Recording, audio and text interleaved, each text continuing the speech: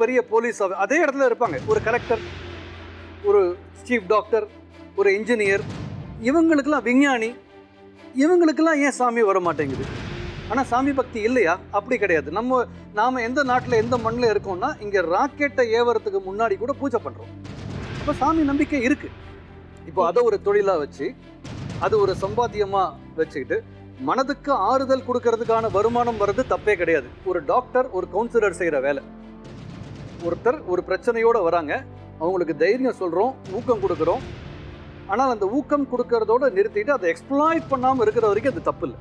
விபூதி பூசினால் மட்டுமே ஒரு நோய் தீந்துரும் அப்படின்னா, இன்னைக்கு மதங்கள் எல்லாம் கடந்து நிறைய இடங்கள்ல சாமியார்கள்னு சொல்லிக்கிட்டு இருக்கக்கூடிய அந்த ஒரு நிறைய பேர் இருக்காங்க.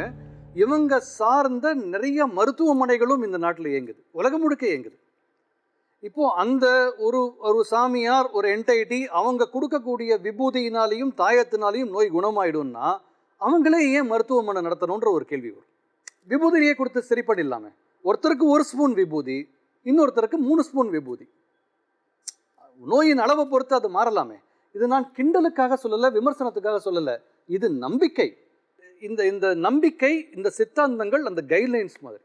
அந்த கைட்லைனை நாம எப்படி ஹேண்டில் பண்றோன்றது தான் வாழ்க்கை. நான் எப்படி பார்க்குறேன், நான் எப்படி அதை கையாளுறேன்னா, இது ஒவ்வொரு ஸ்டேஜாக வந்தது. காட் ஃபியரிங் ஆகி, காட் லவ்விங் ஆகி, தென் ஒரு சாமி கும்பிடலைன்னா கூட அந்த அந்த கான்ஷியஸ்னஸ் இருக்கிறது ஒரு ஸ்டேஜ். அந்த மாதிரி டிஃப்ரெண்ட் ஸ்டேஜஸ், ஒவ்வொருத்தர் ஒரு ஸ்டேஜில் இருப்பாங்க.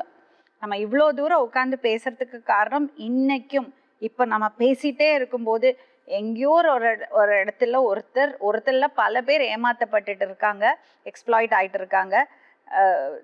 தன்னோட கஷ்ட நிலைக்காக ஒரு விடுவு காலம் வரும்னு சொல்லி போய் அங்கே இன்னும் கஷ்டத்தில் போய் மாட்டிக்கிறதுவங்க நிறைய பேர் இருக்காங்க.